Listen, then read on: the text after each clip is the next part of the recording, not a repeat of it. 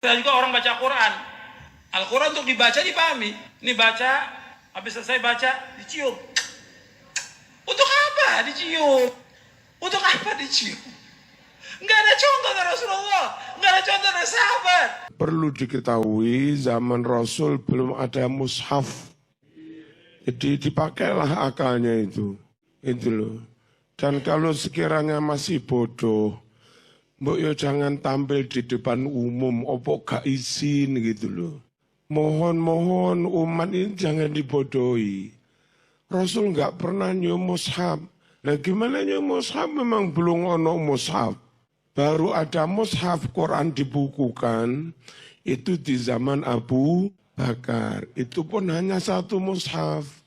Al-Quran itu sumber hidayah dari Allah Subhanahu wa Ta'ala.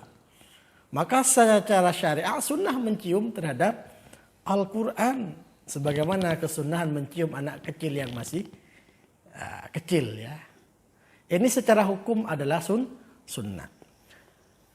Di dalam madhab Hanafi juga demikian. Jawazu taqbilil mushaf takriman lahu. Ya.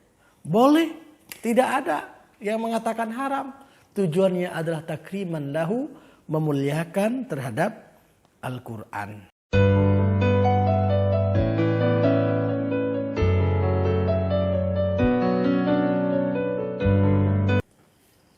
Assalamualaikum warahmatullahi wabarakatuh. Alhamdulillah, salatu wassalamu ala rasulillah wa ba'dah. Setelah seseorang membaca Al-Quran, biasanya Al-Qurannya itu dicium.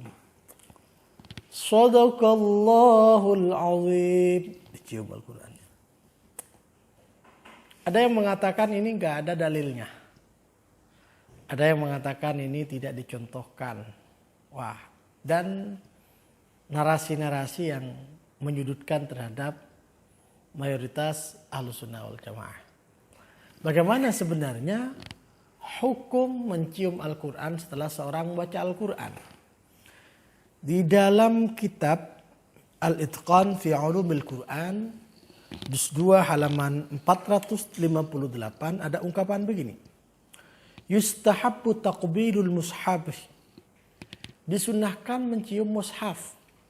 Kenapa? Lianna Ikrimah bin Abi Jahal, Ikrimah itu kana yaf'aluhu, pernah juga melakukan cium Al-Quran setelah membaca Al-Quran. Wa bil qiyasi ala taqbilil hajaril aswadi.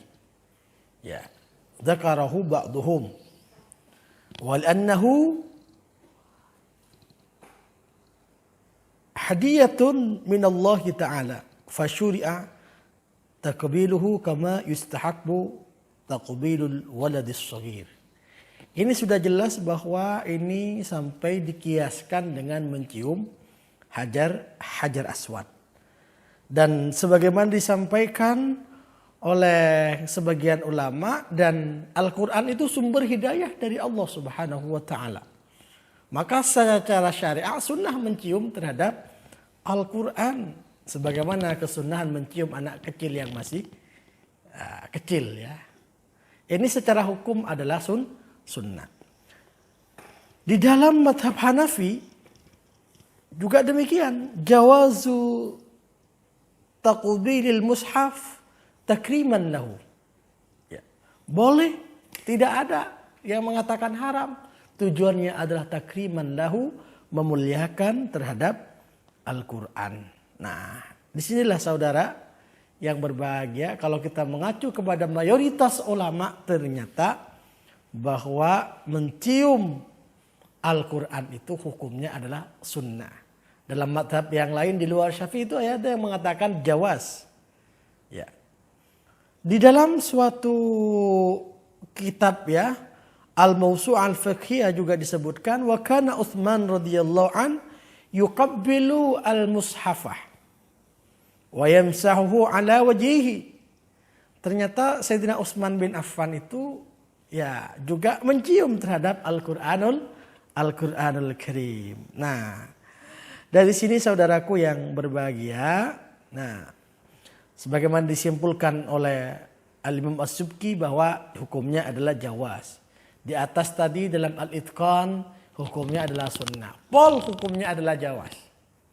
Karena ada tujuan takriman. Yang sunnah sudah banyak dicontohkan oleh sahabat di masa lalu. Di antaranya adalah Sayyiduna Utsman radhiyallahu an. Oleh karenanya kalau ada orang yang menyalahkan tidak boleh cium Al-Quran, berarti dia salahkan Sayyidina Utsman bin Affan. Bid'ahkan misalnya, nggak ada dalil, berarti membid'ahkan terhadap Sayyidina Utsman radhiyallahu an. Oleh karenanya saudara yang berbahagia, kalau melihat seseorang mencium Al-Quran, hukumnya adalah boleh secara hukum. Bahkan ada yang mengatakan hukumnya adalah sunnah.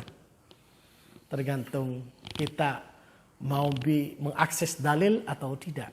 Kalau kita tidak bisa mengakses dalil, semuanya bid'ah, semua nggak ada dalilnya.